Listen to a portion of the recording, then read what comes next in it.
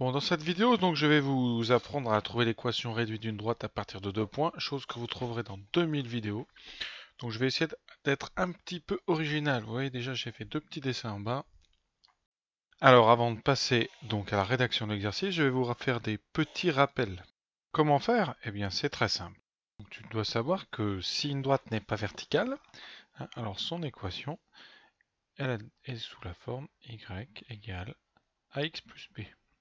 Donc il y a juste à trouver deux coefficients, le coefficient a et le nombre b. Le coefficient a étant le coefficient directeur qu'on trouve en faisant tout simplement une division.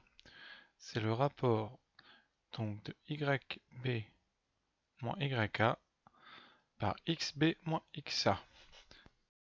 Donc on note ça aussi delta y sur delta x, la lettre grecque delta, pour signifier la différence des y divisée par la différence des x.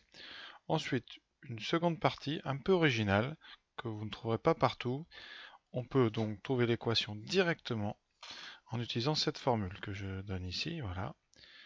Donc on met y égale a fois une parenthèse, donc un facteur qui va s'annuler pour xa. Et donc pour que y vale yk en xa, on rajoute plus yk.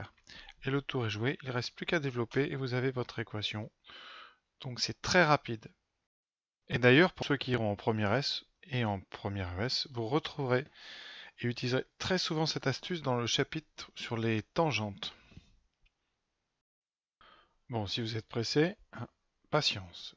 Tout d'abord, je vous laisse un peu de temps pour chercher, faites pause, essayez d'appliquer cette méthode et nous en reparlons dans quelques minutes. Alors, est-ce que ça avance? Donc, je vais passer à la correction. Voilà, donc la première étape, je réécris les deux points et B l'un sous l'autre pour avoir bien les X et les Y au bon endroit. Et je calcule donc la différence des Y, ici donc 4 moins 9, et je divise par moins 3 moins 4, qui me donne 5 septièmes. Donc j'applique la formule ici que j'ai vue donc dans le cours là. Donc je fais y égale a, donc a vaut 5 septièmes, multiplié par x moins l'abscisse de a, donc x moins moins 3, plus l'ordonnée de a, ce qui fait plus 4. Je développe y. Voilà, donc je remplace tout d'abord moins moins 3 ici par x plus 3 et je développe ce qui donne ceci. Ensuite, il reste cette partie là, 15, 7, 4, le dénominateur. Voilà, donc ce que donne y égale 5 septièmes de x plus 15 septièmes plus 28 septièmes, 43 septièmes. 48 septièmes, et pourquoi 48 septièmes? C'est tout simplement des fractions, rien à voir avec ce chapitre, mais nous avons donc ici 15 septièmes plus 4. Donc plus 4. Donc on va transformer le 4 en septième, donc je multiplie en haut et en bas par 7. Ce qui donne 15 septièmes plus 7, 28 septièmes.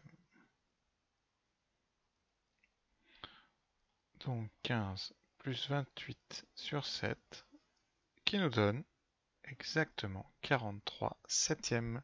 Et voilà l'explication. Voilà, il reste donc maintenant à faire la conclusion par un petit bilan à la fin. Voilà donc la conclusion, AB a pour équation y égale 5 septièmes de x plus 43 septièmes. Au revoir.